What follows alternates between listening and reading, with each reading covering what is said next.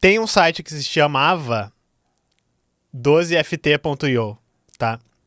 Que na realidade é 12 feet, que seria 12 pés, e é uma referência a uma escada de 12 pés, sei lá quanto é que isso é em estadunidense, está em estadunidense, que era um desses sites para tu passar por paywall.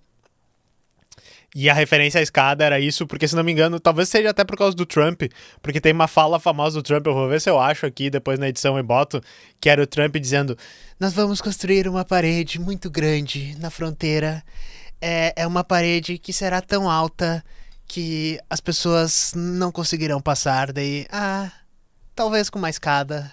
Ele fala assim, né? O Trump tem os pensamentos intrusivos e dele... talvez com uma escada de tal tamanho, né? Dê pra passar. Então eu imagino que esse site seja uma referência à escada pra passar pro outro lado da parede do Trump. Mas ele era um site que pulava paywall de sites de notícia. E eu uso muito, né? Eu uso o tempo inteiro porque a gente tá sempre procurando notícia pra gente ler aqui. E esse site saiu do ar. Então até ia dizer, tem um outro site que, se não me engano, é brasileiro, que se chama burles.co, que é tipo de burlesco, e eu tinha escrito o nome dele ali porque na minha cabeça eu pensei nele. E tem extensões e outras coisas. E outro cheat, né, para vocês, que vocês podem tentar, alguns, né? E pelo RSS do site, volta e meia, os sites colocam o texto inteiro sem formatação no RSS, e daí vocês podem ler os artigos por ali também. Vocês vão no site e procurem no código-fonte onde é que fica o feed RSS. Vocês podem tentar /RSS, /RSS.xml, todas essas coisas. Só que às vezes não dá. Às vezes os sites bloqueiam esse tipo de coisa e daí a gente precisa desses sites, né, que burlam o paywall. E a minha surpresa, semana passada, quando eu tava preparando pra live, literalmente tava pegando os artigos pra live aqui e tal, daí tu acha ali o artigo, esse artigo aqui tá fechado, a fonte do negócio, né, que eu vou falar. Aí vou ir nesse site pra ler, não consegui, tava fora do ar. Aí eu tipo, tá fora do ar. Vou procurar, achei a notícia. O site não está fora do ar por coincidência, foi derrubado. E daí eu pensei em trazer pra vocês aqui, pra gente falar sobre isso, porque eu acho que tem alguma coisinha interessante que a gente pode comentar e analisar sobre isso. Então eu trouxe aqui do Tecnoblog, né? Empresas de mídia derrubam site que burlava paywalls. 12ft.io, popular por contornar paywalls na internet, foi derrubada após a ação da News Media Alliance. Usuários já relatavam instabilidades há dias. Matéria do Felipe Faustino. O site 12ft.io, uma das ferramentas mais populares para contornar paywalls de sites de internet, saiu do ar nessa semana. O aparente fim do site foi resultado de uma ação movida pelas News/Media Alliance, associação que representava os interesses de cerca de 2.000 veículos de imprensa. A organização, que tem entre seus membros gigantes da mídia global como The New York Times, The Guardian e Bloomberg, confirmou em um comunicado oficial que seus esforços levaram o provedor de hospedagem a bloquear o sistema na última segunda, 14 de julho. Usuários do Reddit já relatavam falhas de conexão há pelo menos 2 dias. Inicialmente, o serviço exibia erros ao tentar desbloquear matérias. Agora, o site sequer carrega a interface. Pressão contra bloqueadores de paywall. A queda do 12ft.io é mais um capítulo na batalha dos veículos de imprensa por maior rentabilidade. Criticados por parte do público, os paywalls surgiram como alternativa à dependência da receita publicitária e, por consequência, do Google. Muitos portais já haviam adotado medidas técnicas para barrar serviços como o 12ft, bloqueando scripts usados para renderizar a página sem restrições. No Brasil, porém, essas ferramentas ainda contornam com facilidade os paywalls de grandes jornais. A Aliança de Veículos de Mídia classificou a tecnologia como ilegal, entre aspas, e prometeu tomar, entre aspas, ações similares contra outras ferramentas do tipo. Em paralelo, questões financeiras de copyright também são motivos de conflitos entre empresas e empresas de inteligência artificial. Vocês já deviam estar pensando exatamente nisso. Já trouxemos aqui algumas vezes as brigas entre empresas de mídia e empresas de inteligência artificial. Voltando para o texto. Acusadas de explorar seus conteúdos jornalísticos sem autorização. Para Daniel Coffey, presidente e CEO da News/Media Alliance, a iniciativa é uma vitória para a sustentabilidade do jornalismo. As editoras investem recursos significativos para criar um melhor e mais informativo conteúdo para os consumidores, afirmou em nota. Ferramentas ilegais como a 12ft.io minam sua capacidade de financiar esse trabalho. E daí, antes da gente comentar, eu vou ler até o finalzinho aqui do artigo porque acho que é interessante. Como o 12ft funcionava. A ferramenta conhecida como 12-foot ladder, escada de 12 pés, se disfarçava de rastreador de buscas como o do Google para acessar e exibir a versão em cache da página.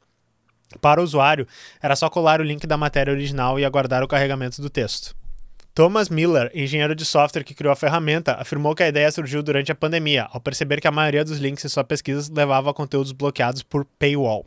Em 2022, o próprio criador do 12ft.io passou a solicitar assinaturas para ajudar a cobrir os custos de manutenção da ferramenta, que, segundo ele, tinha como missão, entre aspas, limpar a web. Na mesma época, outra popular solução anti-paywall, o Outline, deixou de existir. Ah, é verdade, eu nem lembro do Outline, lembrava do Outline. O Outline era um site que ele fazia versões com design simplificado dos textos para ser mais fácil de ler, sem um monte de propaganda, sem um monte de entulho, mas ele também servia para pular o paywall, né? E eu esqueci, eles falaram aqui uma coisa que eu ia dizer também. Às vezes vir pelo Google ou por outro buscador e clicar no site vai te mostrar o site. Por quê? Porque para o site ele ser visualizado como tendo um conteúdo verídico para o Google, ele tem que expor para a busca os conteúdos, tá? Então, se tem uma palavra-chave que o Google querer achar sobre, sei lá, por exemplo, inteligência artificial, DeepSeek, China. Isso tá no artigo, mas o artigo tá fechado e tu não consegue chegar nisso pelo Google. O Google não consegue indexar isso. O Google não ia te dar esse artigo para tu achar quando tu fizesse uma busca sobre DeepSeek, China. Então, vários desses veículos, por algum tempo, quando tu vinha pelo Google, ele te mostrava uma versão aberta com todo o texto para que o Google pudesse indexar eles. Mas enfim, daí com o tempo eles começaram a tentar bloquear isso com scripts ou tentando mostrar um resumo, tendo uma versão, enfim, paga que de alguma maneira aparecia ali para ti. E outra maneira que tu pode fazer também é o que neles disseram, olhar a cache do artigo no Google. Se vocês forem no Google, a interface está sempre mudando, mas eu acho que é do lado do título. Quando vocês fazem uma busca no Google, vocês podem pegar versão em cache, e volta e meia a versão em cache ela tem o conteúdo também, e daí ela não tem o script do site que esconde. Mas enfim, o que é interessante sobre isso? O que eu queria comentar um pouco sobre isso é exatamente esse conflito que a gente está falando sempre aqui para vocês no canal. A gente está falando dessa questão de que a internet, criada por humanos, com informações que a gente sabe que, enfim, passaram pelo cérebro de uma pessoa, foram processadas, refinadas pra gente, e que foram um pouquinho mais pensadas e colocadas ali, essas informações elas estão perdendo relevância, e não é nem relevância de assim, ser mais úteis, elas estão perdendo espaço, eu acho, né, que seria o mais certo de dizer, para essas ferramentas geradas para essas informações geradas por ferramentas de IA automaticamente, que seja expand de IA, que seja análise de IA, que seja regurgitações de IA processando todos esses dados, porque vocês já sabem, as empresas de IA querem expandir cada vez mais seu capital, todo mundo quer que vocês usem ferramentas de IA, é um ciclo maluco de valorização, de isso é tão útil, não vai ser contra a tecnologia, e essas coisas estão inundando a internet. Os sites de verdade, de notícias, tem um fundo de verdade aqui. Eles têm dificuldade de se financiar. Eles geralmente se financiam como? Com assinaturas. New York Times, por exemplo, deve ter transicionado de fazer assinaturas do jornal físico, né, para o online. Eu não sei, quanto por cento deles é online, mas quanto é físico. Mas eles contam com o preço dessas assinaturas. E vários outros sites, inclusive às vezes até sites menores, contam com isso. Então, de certa forma, a gente entende quando eles dizem assim, esse site estava roubando renda da gente. E acho até engraçado que o artigo diz, o próprio site pediu dinheiro. Sim, a gente precisa de dinheiro para manter as nossas coisas na internet. Eu estou sempre falando aqui para vocês. Mas, ao mesmo tempo, a gente vive num contrassenso enorme, né? Porque, assim, os sites de notícias, isso vocês sabem, eu não preciso explicar para vocês. Onde tá as informações boas, bem pesquisadas, quando eles fecham o site para ti, isso quer dizer que o teu parente, né, o teu pai, o teu tio, a tua avó, vai procurar a informação e não vai achar, porque vai estar fechada essa merda. Ele vai achar lá a coisa perfeitamente escrita pelo especialista e vai estar escrito, é caro ter um site de jornalismo, por favor assine mensalmente por R$5, por R$10 e você vai poder ler esse artigo. O que acontece quando a gente faz isso? Ele vai ir no segundo site, que vai ser Revista Oeste, vai ser Zezinho maluco da conspiração e vai ter a informação completamente errada ali, ou, pior ainda, vai perguntar para um modelo de IA onde tem todos esses problemas que a gente já falou sobre como o conhecimento aparece lá, que aquilo não é uma fonte de verdade, de verdade, né? Então, assim, essa briga aqui, obviamente, eu tenho que estar do lado desses sites, eu uso desses sites, eu me beneficio, eu faço o que eu acredito que seja um uso justo das notícias, e as notícias, elas são feitas para quê? Para que tu possa ler elas, né? E é uma barbaridade, para usar um gauchês aqui, que se faça isso com esse tipo de ferramenta, porque o resultado é muito negativo. As pessoas só vão depender mais de sites que estão colocando desinformação, só vão depender mais das ferramentas de IA.